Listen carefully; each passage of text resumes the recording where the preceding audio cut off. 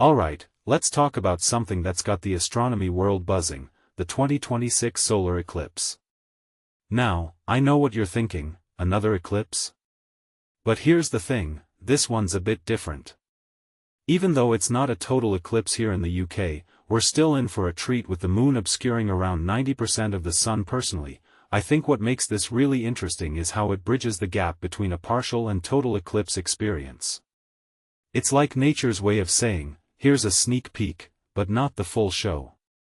And honestly, that's kind of exciting, right?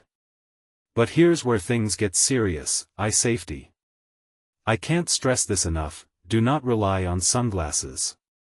I've seen so many misconceptions about this, and it's alarming. Sunglasses are designed to block UV rays, not the intense visible light from the sun during an eclipse.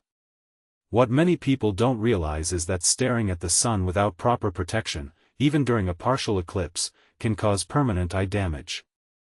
It's not just about discomfort, it's about long-term vision loss. So, what's the solution? Solar eclipse glasses. But not just any glasses. You need ones that meet the ISO 12312-2:2015 standard. If you take a step back and think about it, this standard is like the unsung hero of eclipse viewing.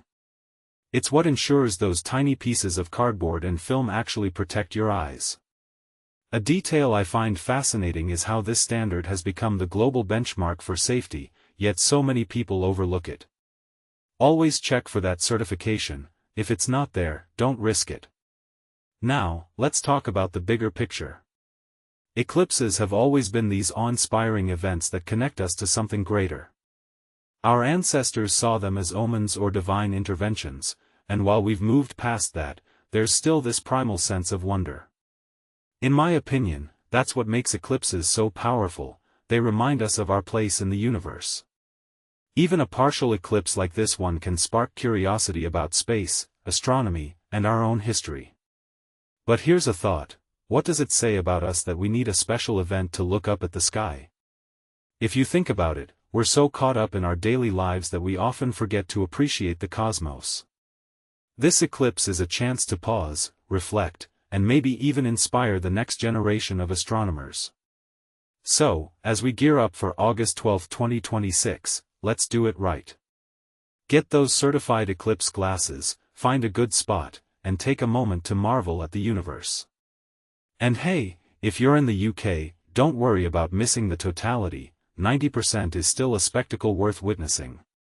One last thing, this raises a deeper question: how do we balance our fascination with the cosmos and our responsibility to stay safe? It's a reminder that even in our pursuit of wonder, caution is key. So, what's your plan for the eclipse? Let me know in the comments. I'd love to hear how you're preparing for this celestial event.